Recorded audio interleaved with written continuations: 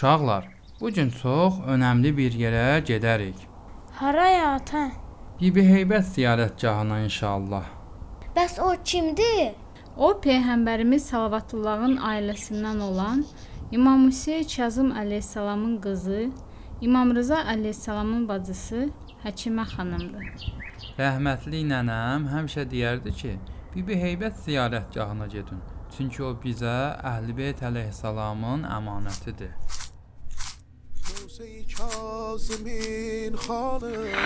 Değerli dinleyiciler, Son Ümid Radyosu'nda Tarihi Değerler rubrikasında sizinle Mahir Mirişli olacak. Bakı'nın Bibi Heybət kəndindəki Bibi Heybət ziyarətgahı haqqında kısa məlumat. Tanınmış İslam alimi Əllamə Məhəmməd Baqir Məclisi də özünün Biharul Ənvar adlı değerli əsərində Həkimə xanım əleyhissalamın İmam Musa Kazım əleyhissalamın qızı olduğu ve onun Bakı şəhəri ətrafında dəfn edildiyini bildirmişdir.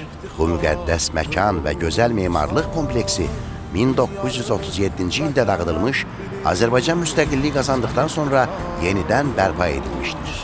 19-cu əsrin ən görkəmli şəxsiyyətlərindən biri olan Azərbaycan xalqının şairə qızı Xurşudbanu Natəvan ailə qurduqdan sonra bir müddət övladı olmur. O, Bibi Heybət pirinə nəzir edərək əhd edir ki, əgər övladı olsa, pirə yol çəkdirəcək. Xanımın nəziri qəbul edilir və övlad sahibi olur. Öz əhdinə sadiq qalan xan qızı pirə yol çəkdirir və övladını qucağına alıb nəzir dediyi yolla da pirə gəlir.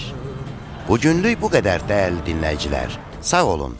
Salam olsun sənə ey Allahın Rəsulunun qızı. Salam olsun sənə ey Fatimə və Xədicənin qızı. Salam olsun sənə ey Əmirəl-Möminin qızı. Salam olsun sənə ey Həsən və Hüseynin qızı. Salam olsun sənə ey Allahın vəlisinin qızı. Salam olsun sənə ey Allahın vəlisinin bacısı. Salam olsun sənə ey Musa İbni Cəfərin qızı. Allahın rəhməti və bərəkəti olsun sənə. İlahi qəbir əhlinə sevinç göndər. İlahi bütün fəqirləri zəngin et. İlahi bütün acları doyuzdur. İlahi bütün paltarsızları geyindir. İlahi bütün borcluların borcunu qaytar. İlahi bütün qəmlərə son qoy. İlahi bütün qəribləri vətəninə qaytar. İlahi bütün əsirləri azad et. İlahi bütün xəstələrə şəfa ver. İlahi yoxsulluğumuzu öz zənginliyinlə aradan apar. İlahi pis halımızı öz yaxşı halınla əvəz et. İlahi borclarımızı ödə. İlahi övladlarımızı əməli salih qərar ver. İlahi əskərlərimizi qoru. Amin Rabbil Alemin.